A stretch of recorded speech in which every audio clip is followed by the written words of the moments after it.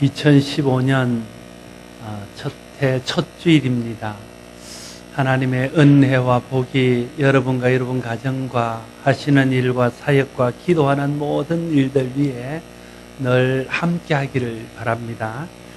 2015년 저희 교회는 표를 복음을 드러내는 교회로 정했습니다. 지난해 저희 교회 표가 다시 복음 앞에였습니다. 모든 성도들이 다시 한번 복음의 능력과 기쁨과 은혜를 회복하여서 우리 체질이 복음적인 체질이 되고 복음에 익숙한 사람들이 되기를 소원하는 마음으로 다시 복음 앞에라는 표를 정하고 계속해서 복음을 묵상하고 복음을 듣고 복음을 마음속에 새기는 일들을 해왔습니다. 그래서 지난 한 해 동안 복음의 정수라고 말할 수 있는 로마서를 주일날 시간에 강의하면서 함께 복음에 대해서 나누었습니다. 여러분, 복음으로 좀 무장이 되었습니까? 여러분의 체질이 좀 복음적인 체질로 바뀌었습니까? 우리가 복음 앞에 다시 서고 복음으로 재무장해야 되는 이유는 1차적으로는 우리가 하나님이 예수 그리스도를 통해서 우리에게 주신 복음의 은혜를 누리며 복음의 은혜 안에 살기 위해서입니다. 그러나 그것이 다는 아닙니다. 또한 우리가 복음으로 재무장하고 복음이 체질이 되는 사람이 되어야 되는 이유는 우리가 복음으로 받은 이 구원, 우리가 복음 안에서 누리는 이 기쁨, 이것을 알지 못하는 사람들에게 드러내어 증거하기 위해서입니다. 우리 속에 복음이 있습니다. 이 복음이 드러날 때에 사람들이 그 복음을 듣게 되고 알게 되고 보게 됩니다. 그래서 그 중에 사람들이 복음을 믿게 되어지면 구원에 이르게 되어지는 것이지요. 올해 우리가 교회표를 복음을 드러내는 교회로 정한 것도 이런 이유에서입니다. 우리가 깨달아 알고 누리는 복음이 드러나서 많은 사람들이 복음을 알고 그 복음을 믿어서 구원에 이르기를 원하는 소원을 이 표 속에 담고 있는 것이죠. 그래서 저는 올해도 계속해서 좀 복음에 대해서 강조하고 복음에 대해서 계속 설교를 해서 우리 교회가 복음이 체질이 되는 교회가 되게 하는데 최선을 다하려고 합니다. 저와 여러분도 복음을 듣고 복음의 은혜를 누릴 뿐 아니라 그 복음을 드러내는 일에 관심을 갖고 복음을 알지 못하는 세상에 복음을 알지 못하는 사람들에게 복음을 드러내는 일에 최선을 다할 수 있기를 바랍니다. 복음만이 진정한 소망입니다. 왜냐하면 복음을 듣고 믿는 것만이 모든 사람을 죄의 영원한 저주에서 구원할 수 있기 때문에 그렇습니다. 복음을 드러내는 것은 그런 의미에서 단순히 복음을 드러내는 것이 아닙니다. 생명 얻는 길을 알려주는 것이고 구원받는 길을 보여주는 것입니다. 고린도전서 1장 21절 말씀에 하나님의 지혜에 있어서는 이 세상이 자기 지혜로 하나님을 알지 못하므로 하나님께서 전도에 미련한 것으로 믿는 자들을 구원하시기를 기뻐하셨도다 말하고 있는 것을 보게 됩니다. 하나님께서는 철저하게 먼저 복음을 믿고 복음의 은혜를 누리는 사람들이 드러내는 복음을 통해서 세상 사람들이 복음을 보고 복음을 듣고 복음을 믿어 구원받도록 하기를 원하신다 하는 겁니다. 그래서 로마서 10장 말씀에 보면 누구든지 예수를 믿는 자는 구원에 이르리라 말씀하시고 듣지 못한 자가 어찌 믿으며 전하는 자가 없이 어찌 듣겠느냐 말씀하시면서 보내는 자가 없이 전하는 자가 없고 그래서 복음을 들고 가는 자의 발이 아름답다 그렇게 말씀하고 있는 것을 보게 됩니다. 구원은 철저하게 먼저 믿는 사람이 먼저 복음의 비밀을 깨달은 사람이 먼저 복음의 은혜를 누리는 사람이 내 속에 있는 복음을 드러내고 증거하고 전파함으로 복음을 알지 못하는 사람이 그를 통해서 복음을 알고 믿어 구원받아서 하나님의 자녀가 되게 하는 겁니다. 그러므로 교회는 끊임없이 세상에 복음을 드러내야 됩니다. 그것이 교회가 이 땅에 존재하는 가장 중요한 존재 이유입니다. 여러분, 복음을 어떻게 드러낼 수 있습니까? 복음을 드러내기 위해서는 먼저 우리 속에 복음이 있어야 됩니다. 여러분, 우리 속에 복음이 없으면요, 복음이 드러날 수 없습니다. 왜냐하면 우리에게 드러나는 것은 우리 속에 있는 것들이 밖으로 나타나기 때문에 그렇습니다. 그러므로 먼저는 우리가 복음을 영접하고 복음을 계속해서 들으면서 복음이 익숙해지고 또 복음이 믿어지고 복음이 내 속에서 역사할 수 있도록 복음을 듣고 복음을 받아들이고 복음을 누리는 일에 먼저 힘써야 할 것입니다. 나는 먼저 여러분들 마음속에 예수 그리스도로 말미암는 구원의 복음이 충만하게 되기를 소원합니다. 말씀을 듣는 중에 복음이 깨달아지고 기도하는 중에 복음의 은혜를 경험하고 또 말씀을 읽고 공부하고 나누는 중에 복음이 내 속에 들어와서 역사하는 것들을 경험함으로 복음 안에 누리는 은혜가 여러분 속에 있어서 그래서 여러분 속에 있는 것들이 겉으로 드러남으로써 복음이 자연스럽게 드러나는 역사가 올 한 해 동안 여러분의 삶을 통해서 나타나기를 바라는 것입니다. 복음은 먼저는 말을 통해서 드러내야 됩니다. 복음을 말을 통해서 드러낼 때 두 가지로 말할 수 있습니다. 첫째는 복음을 직접적으로 전하는 것입니다.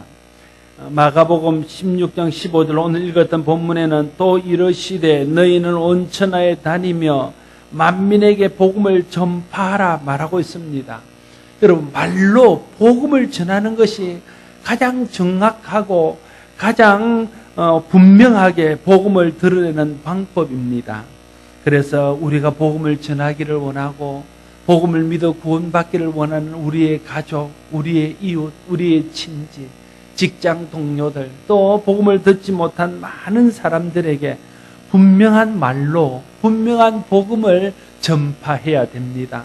그것이 가장 분명하고 정확하게 사람들이 복음을 알고 복음을 접할 수 있는 기회를 제공하는 것입니다.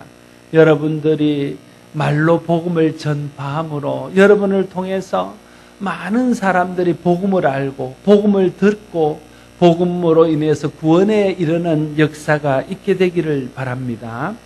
말로 복음을 드리는 두 번째 방법은 복음적인 말을 하는 겁니다. 복음에 합당한 언어를 사용하는 것입니다. 우리가 평소에 사용하는 언어가 복음을 드러낼 수도 있고 복음을 막을 수도 있습니다.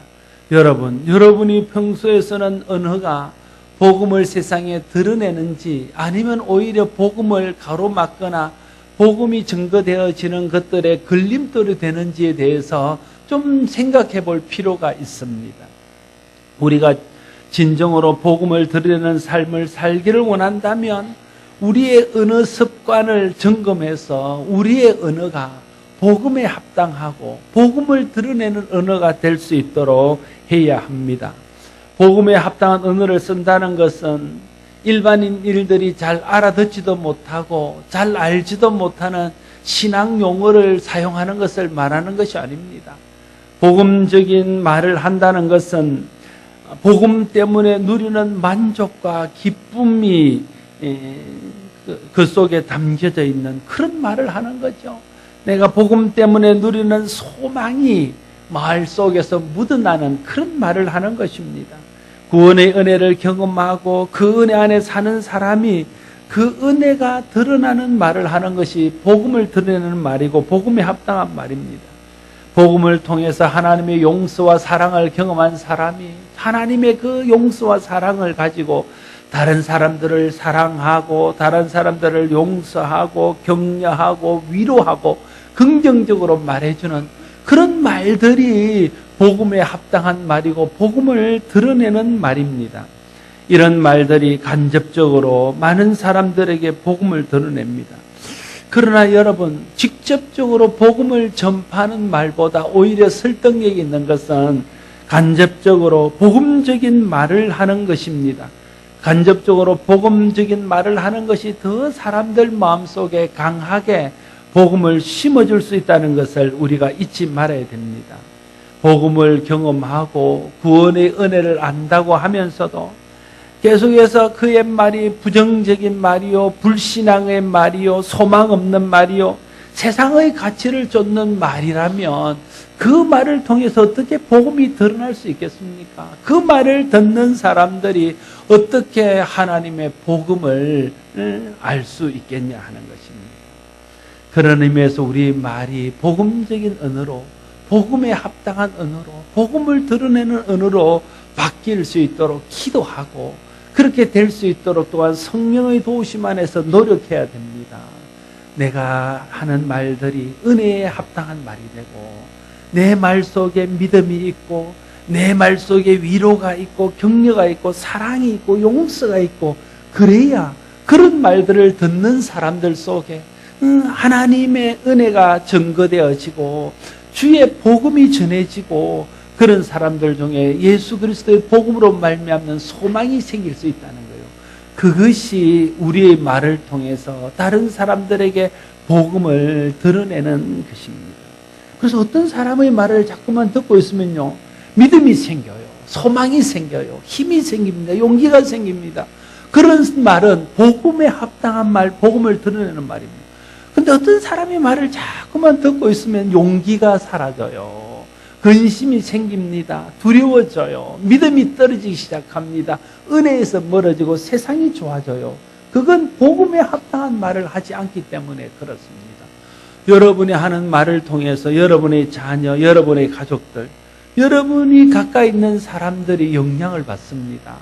여러분이 했던 말들, 지금 사용하고 있는 말들을 통해서 정말 여러분의 말에 복음이 드러나는 말이었던지, 하나님의 은혜가 드러나는 말이었던지를 좀 생각해 볼 필요가 있습니다. 사람들이 내가 하는 말을 통해서 믿음이 생기고, 믿음이 자라고, 용기를 얻고, 긍정적인 그런 믿음으로 사람이 바뀌고, 또 이 근심과 염려 대신에 기쁨과 희락의 사람이 되고, 주님 앞에 헌신하고, 복음 때문에 세상의 가치를 별것 아닌 것처럼 생각하는 이런 사람으로 사람들이 변화되면, 그럼 나는 복음적인 말을 하는 사람일 수 있습니다. 그러나 내 주위에 있는 사람들이 계속해서 내 말을 듣고 내가 하는 언어에 같이 익숙하게 있는 동안에 그 사람의 믿음이 점점 떨어지고 그런다면 그 사람은 복음에 합당한 말을 하지 않고 있다고 해도 틀린 말이 아닐 것입니다.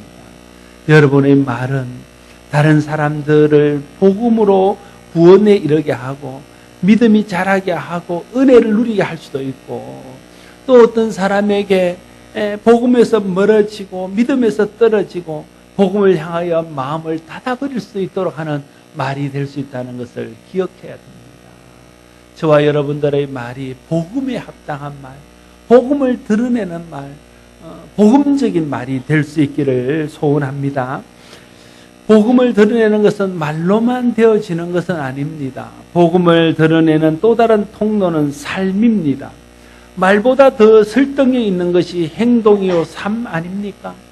복음이 말을 통해서도 드러나지만 복음에 합당한 삶을 통해서 더 분명하게 드러난다는 사실을 알아야 됩니다. 어떤 사람들이 복음을 받아들이고 받아들이지 않는 것은 우리의 말에 달려있는 것이 아니라 우리의 삶에 달려있는 것입니다.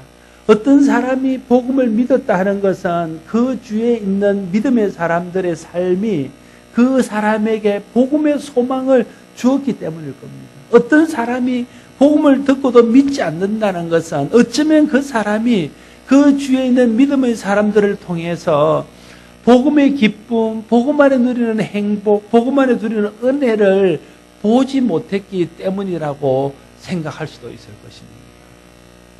정말 설득력이 있고 정말 사람들에게 결정적인 복음을 전할 수 있는 도구는 오히려 말보다 우리의 삶과 우리의 행동이라는 것을 알아야 됩니다. 우리 삶이 복음적인 삶이고 우리 행동 속에 복음의 은혜가 드러나면 그것이 말로 전하는 것보다 더 강력하게 사람들에게 복음을 드러내게 되어질 것입니다. 가장 좋은 전도지는 우리 삶을 통해서 복음을 보여주는 것입니다. 더 이상 종이로 된 전도지는 전도하기 어렵고 몸이 전도지가 되어야 한다는 말들을 합니다. 적절하고 맞는 말입니다. 모르는 사람들로부터 전도지를 받고 회심할 확률은 지극히 낮습니다. 오늘날 대부분의 전도는 관계 전도입니다. 삶을 통해서 복음을 드러내 보여줌으로써 사람들의 마음에 복음을 알게 하고 복음을 믿게 하는 것입니다. 물론 글로 된 전도지도 나눠야 되고 말로 복음을 전하기도 해야 됩니다. 그러나 그것만으로는 전도의 열매를 얻는다는 것은 어렵다는 거예요. 삶에 복음이 드러나지 않고 행동에서 복음이 나타나지 않으면 글로나 말로 전도하는 것은 어쩌면 소용없는 일이 될 수도 있다는 것을 알아야 됩니다. 복음을 드러내는 삶이 되어야 됩니다. 복음이 드러나는 행동이 따라야 됩니다. 그래야 말이나 글로 전하는 복음이 힘을 얻고 말이나 글로 전하는 복음이 능력으로 그들 가운데 임하게 되어질 것입니다. 삶과 행동이 바뀌려면 가치관이 바뀌어야 됩니다. 세상의 가치를 두었던 가치관이 하늘의 소망을 두는 가치관으로 바뀌어야 됩니다. 물질의 가치를 두었던 가치관이 영혼과 생명의 가치를 두는 가치관으로 바뀌어야 됩니다. 그래서 삶과 행동에서 그런 가치관이 드러나면 우리의 삶에서 자연스럽게 복음이 드러나게 되어지는 거죠. 예수 믿노라 하면서도 내게서 보여지는 모습들은 욕심에 가득 차 있고 욕망에 가득 차 있고 세속적인 것으로 가득 차 있고 세상의 것을 놓지 못하는 그런 모습으로 가득 차 있다면 내 삶이 어떻게 복음을 설명하며 사람들이 내 삶을 통해서 어떻게 복음을 볼 수 있겠습니까? 그런데 우리의 삶에서는 그런 모습들이 너무나 많이 너무나 자주 드러난다는 거예요. 세상 사람들이 우리가 전하는 복음을 믿지 않는 겁니다. 아니 네가 전하는 복음을 네가 진짜 믿는다면 우리와 똑같이 근심하고 우리와 똑같이 욕심 부리고 우리와 똑같이 세상 것에 매달리지 않을 것 아닌가? 그런데 네가 그렇게 매달리는 걸 보니까 네가 말하는 복음을 네도 안 믿는구나.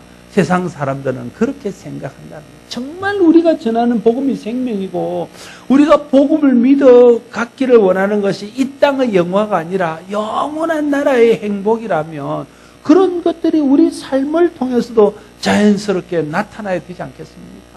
그런데 말은 그렇게 하면서도 이 땅의 것을 놓지 못해서 전전긍긍하고 이 땅의 것 때문에 울고 웃고 이 땅의 것에 욕심을 포기하지 못해서 그 욕심을 사로잡혀 산다면 우리가 전하는 복음, 우리가 말로 전하는 복음이 그들에게 무슨 능력이 있고 그들에게 무슨 설득력이 있겠냐 하는 것입니다. 그런 의미에서 진정한 복음은 우리의 삶을 통해서 드러나야 됩니다. 힘들어도 주님 때문에 웃고 실패하더라도 우리와 함께 하시는 하나님 때문에 그분을 찬양하고 세상 사람들이 다 실망하고 염려할 순간에도 기도함으로 하나님을 바라봄으로 항상 기뻐하고 그런 모습들이 세상 사람들 가운데 되어질 때에 그때 사람들이 우리를 통해서 복음을 보지 않겠습니까? 다른 사람에게 배려하고 손해보고 희생하면서 다른 사람을 섬겨주고 내가 물질이 없는 것 때문에 그것 때문에 낙심하지 아니하고 그런 모습들을 세상 사람들이 봐야 야 저들에게는 우리가 알 수 없는 우리가 가질 수 없는 우리가 볼 수 없는 뭔가 신비롭고 영적인 것이 있는구나 그렇게 느낄 것 아닙니까? 그게 삶으로 복음을 드러내 보여주는 것이다. 그런 삶에 복음을 드러내는 모습들이 있어야 그 사람이 한마디 하는 복음이 능력이 되고 그 사람이 전하는 전도지가 그 사람의 마음의 감동으로 다가올 수 있다 하는 것입니다. 그런데 삶에서는 믿지 않는 사람과 전혀 구별된 것을 발견할 수 없고 오히려 믿지 않는 사람보다 더 세상 것에 욕심을 부리고 그것에 더 매달려 있다면 아무리 천국이 있다 말하고 아무리 예수 믿으면 좋다고 말한들 그것이 그 사람들에게 믿어지겠냐는 거예요. 그래서 정말 중요한 것은 말로도 복음을 드러내야 되지만 우리의 삶이 복음을 드러내는 도구가 되어야 한다 하는 것입니다. 보기만 해도 은혜가 되고 표정만 봐도 저 사람이 믿는 예수를 믿고 싶은 그런 사람이 되어야 되지 않겠습니까? 매일 인상 찡그리고 매일 한숨 쉬고 매일 염려하고 부정적인 말하고 이런 사람들을 보면서 누가 그가 믿는 예수를 믿고 싶겠습니까? 얼굴이 천사 같고 늘 마음의 평안을 누려서 그 평안이 마음속 얼굴에 드러나고 삶에 드러나는 이런 모습들을 보여야, 아니 도대체 저 사람 속에는 뭐가 있길래 저런 환경 속에서도 저런 표정이 나오고 저런 환경 속에서도 저런 모습이 나오냐, 그게 충격이 될 것 아닙니까? 기를 공부하면서 우리 사울 이야기와 스데반 이야기를 같이 공부했잖아요. 스데반이 순교당할 때에 사울이 배후 조종자로 서 있었습니다. 사도 바울입니다. 변화받기 전에 사도 바울이 배후 조종자로 서서 그들을 죽이는 데에 뒤에서 조정을 하고 있습니다. 그런데 스데반이 돌에 맞아 죽으면서 천사와 같은 얼굴을 하고 돌에 맞아 죽는 겁니다. 그리고는 기도하는 겁니다. 하나님, 저 사람들을 용서해 주세요. 저 사람들이 몰라서 저럽니다. 그게 나중에 사도 바울이 회심하는데 결정적인 역할을 했다는 것 아닙니까? 우리 속에 그런 모습들이 있어요. 내 속에 복음이 있어서, 내 속에 복음으로 인한 은혜가 있어서, 복음 때문에 인한 감격과 기쁨이 있어서, 소망이 있어서 어떤 상황 가운데서도 그것 때문에 흔들리지 않고 내 속에서 넘쳐나는 구원으로 인한 기쁨, 복음으로 인한 즐거움, 하나님으로 인한 행복함이 내 삶과 내 표정 속에 드러난다면 많은 사람들이 우리에게 있는 그 보이지 않는 뭔가에 대해서 관심을 갖게 되어지고 그것을 우리가 말로 드러낼 때 그것을 수긍하게 되어진다 하는 것입니다. 나는 여러분들의 얼굴이 전도지가 되기를 소원합니다. 나는 여러분들의 표정이 전도지가 되기를 바라요. 나는 여러분들의 삶에 정말 행복이 묻어나고 물질이 있든 없든 또 하는 일들이 잘 되든 안 되든 예수 때문에 행복한 모습 때문에 사람들에게 감동을 주어서 복음이 드러나게 되기를 소원합니다. 그렇게 될 때에 정말 복음이 많은 사람들에게 증거되어지는 것들을 경험하게 되어질 것입니다. 잠시 있다가 사라질 이 땅에 그 참 만족을 주지 못하는 물질적인 것에 매달려 사는 것이 아니라 영원히 사라지지 않고 영원히 우리에게 있을 소망을 바라보면서 영혼의 평화와 만족을 누리게 된다면 그것이 삶을 통해서 드러나게 되어지고 우리의 표정과 우리의 얼굴에 나타나게 되어져서 그것이 다른 사람들에게 복음을 드러내는 중요한 도구가 되어질 줄로 믿습니다. 누군가 말로, 표정으로, 또 삶으로 복음을 드러냄으로써 우리가 그를 통해서 복음을 알게 되었고 믿게 되어서 구원받고 지금 복음의 은혜를 누리고 있는 것 아닙니까?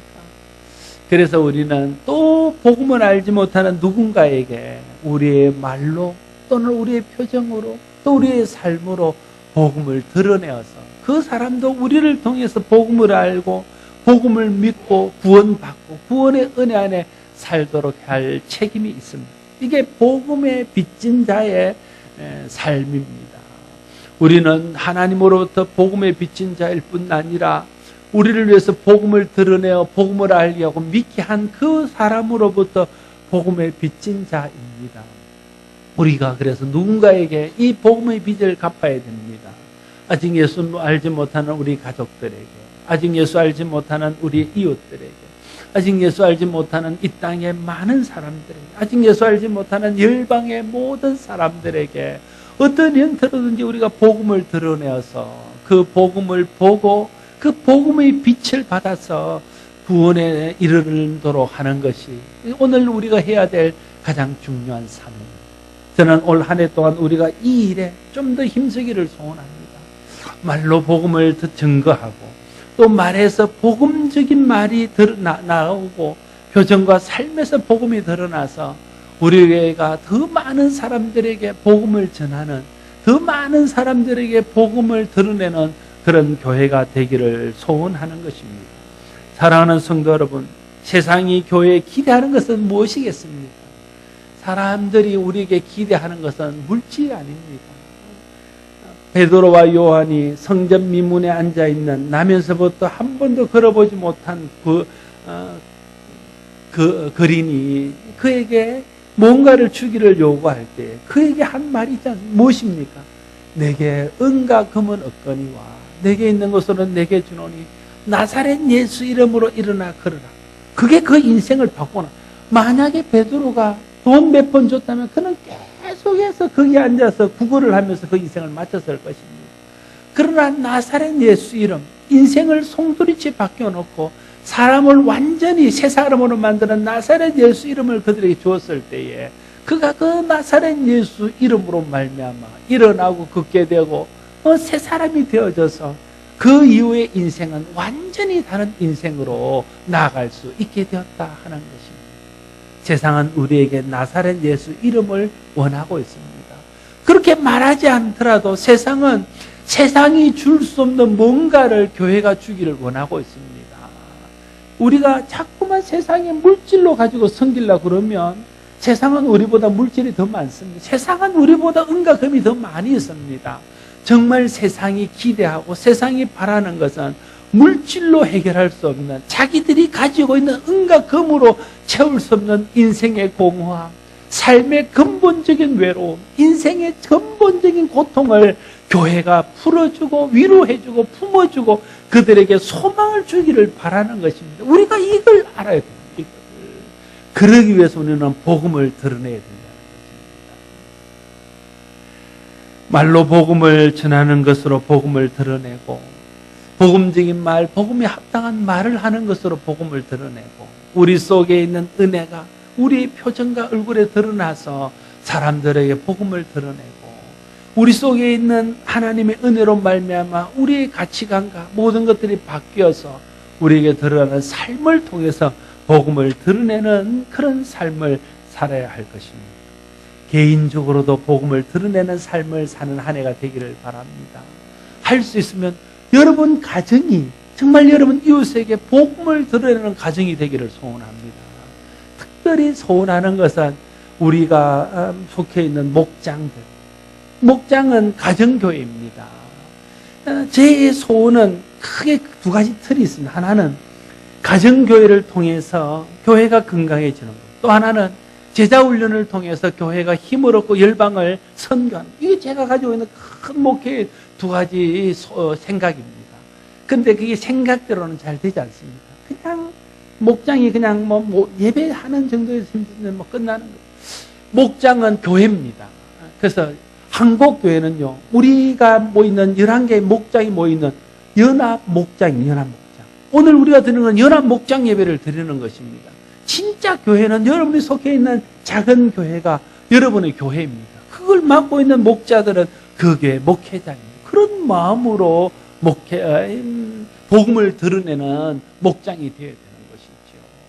갈수록 목장이 2배하고 3배해야 교회도 2배하고 3배할 텐데 목장이 자꾸만 통폐합되니까 교회는 더 어려워지는 것 아닙니까? 목자들이 욕심 때문에 그러는 것 같아요. 계속 자기만 목자하려고. 분가를 지켜서 다른 사람도 목자가 돼야 되지요. 그래서 올해 목자들을 좀 바꾸었습니다. 물론 그런 이유 때문에 바꾼 건 아니고 다른 이유로 했지만 그렇습니다. 정말 제가 소원하는 것은 여러분의 목장이 작은 교회가 되어서 여러분이 속해 있는 그 목장의 지역들을 정말 복음을 드러내서 복음으로 섬기고 전도하고 그들을 위로하고 그들을 품어주고 그들의 좋은 이웃, 선한 이웃이 되어주는 그런 목장들이 되기를 바랍니다. 그래서 교회에 나오는 것은 부담스러워도 목장에 나와서 같이 식사하고 하는 것들은 자연스럽게 할 수 있도록, 그러다가 복음을 알게 되고 은혜를 받으면 그때 이제 이 연합목장 예배인 교회에 나올 수 있도록, 그게 제 소원입니다. 여러분의 목장이 정말 복음을 드러내는 그런 목장이 될 수 있기를 바랍니다. 그러려면 목장 예배 드릴 때도요, 복음이 드러나도록 해야 됩니다. 목장 예배 약간 하고 나면 계속 TV에 나오는 연말 시상식 이야기하고 이러면 그게 복음이 드러나겠습니까? 복음이 드러나도록 해야 됩니다. 청년들도 그렇습니다. 청년들이 모이면 복음이 들어가는 이야기가 되는데, 청년들, 제가 청년의 지도를 해봤잖아요.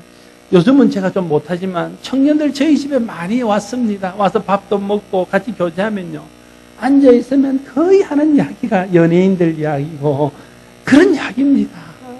그러니 뭐 복음이 드러나겠습니까? 청년에는 갈수록 더 어려워지는 거죠.